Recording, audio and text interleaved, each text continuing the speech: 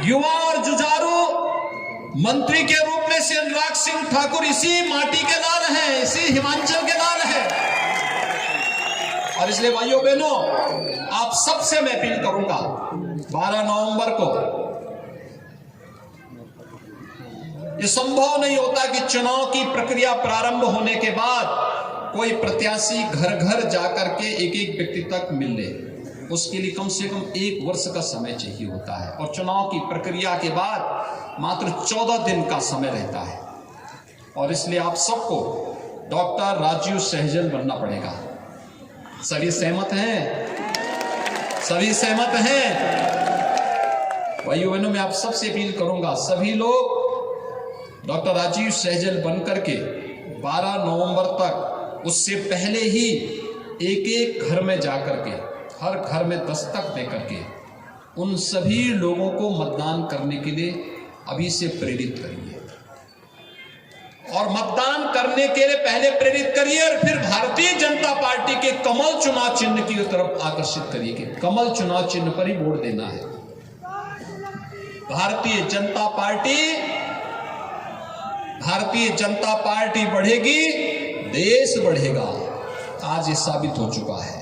Bharatiya Janata party विकास की जिन नई ऊंचाइयों की ओर जा रहा है, वो देश को नई ऊंचाइयों की ओर लेके जा रहा है। क्योंकि भारतीय जनता पार्टी के कार्यकर्ता के लिए देश पहले है।